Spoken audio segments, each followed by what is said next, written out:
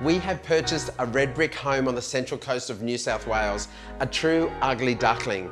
It's tired, it's dated, and whilst most people have told me it should be knocked down, I have a vision to transform this home into a Palm Springs inspired masterpiece.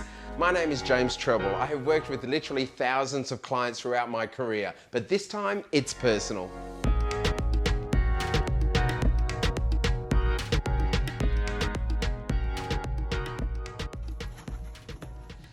Mark the machine has been busy smashing out the tiny stairs that leads to the existing door.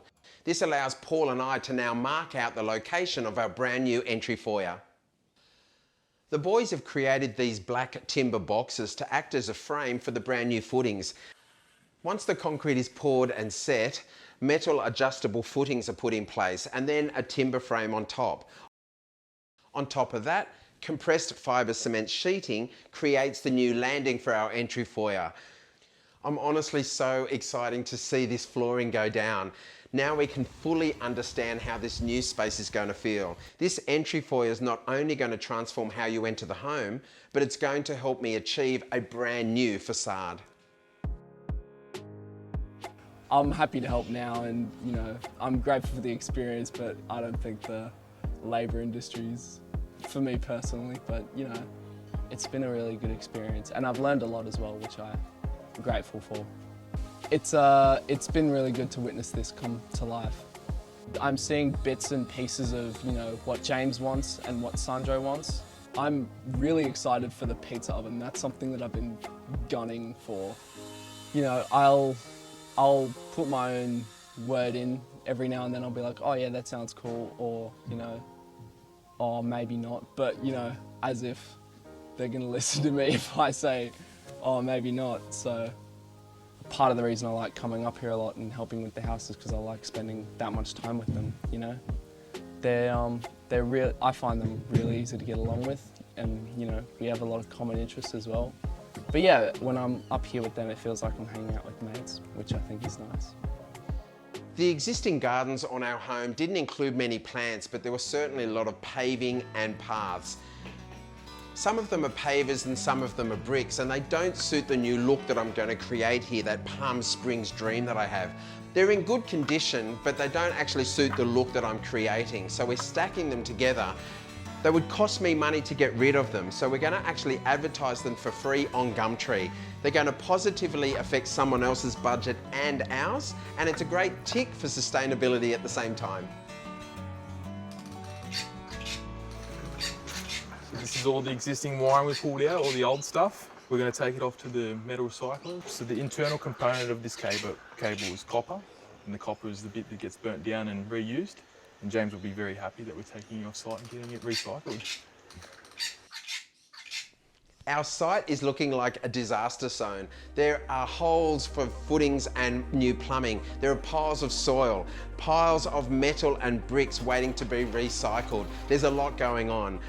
But to add to this, there's a brand new pile of material, and this one has got me super excited. It's the delivery from Tyler and Stone Warehouse, and it's our feature stone. Christian has already been on site installing what is a very green waterproofing product so that he can crack on and start with the installation of the brand new stone. Look, I trust Christian. I know he's an amazing stonemason, but green wasn't quite the colour that I imagined we were going for. It's great to see the brand new feature stone on site. I already had the vision in mind of how I wanted that to look. It was going to be a random stone, that beautiful organic look, to add contrast against the straight lines of the house. I also already had an idea of the colour. I wanted those bluey grey tones and a nice natural contrast against the all white house. But looking at the range that Jess had on offer, I've gone for the Laguna range. The colours are beautiful, and I know that Christian is going to work his magic to create something very special for our brand new facade.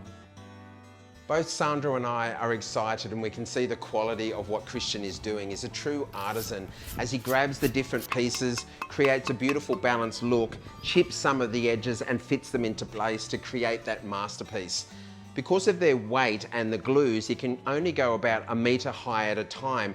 He's using spaces to create the gap between them, and this will later be filled in with mortar to create that beautiful undulated surface that we're looking for.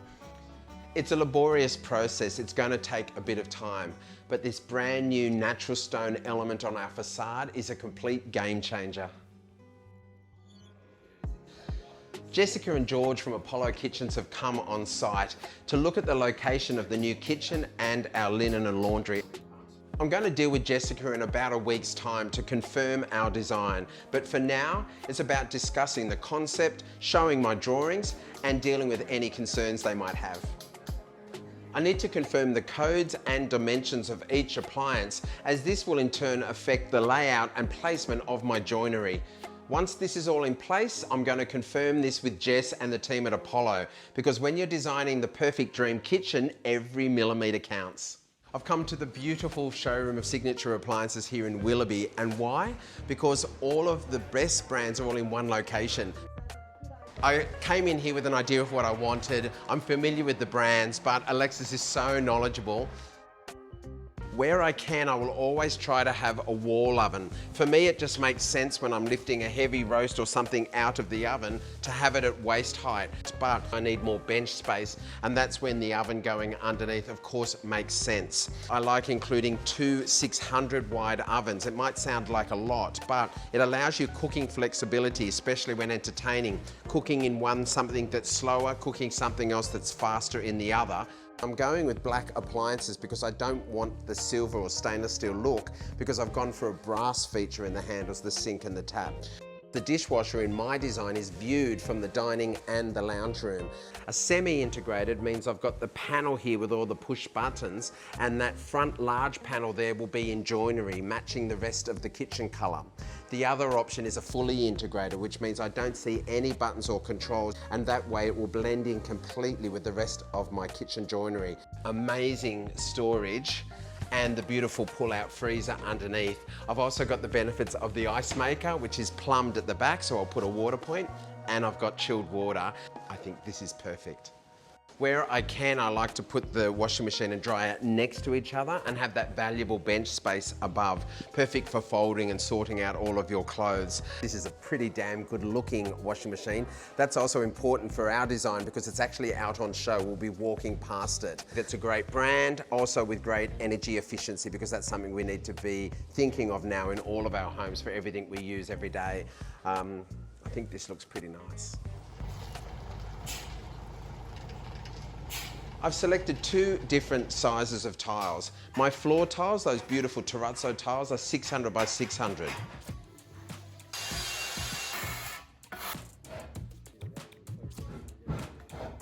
The wall tiles are actually an elongated rectangle, and these can be installed in various lay patterns. The popular brick bond, herringbone, horizontal stack bond, but in my case, I have decided to lay them vertically stack bond. Why? Because this is perfectly in keeping with my mid-century modern style. It's edgy, it's sophisticated. It's also going to add some subtle vertical lines, which will make the ceiling feel even taller than it is.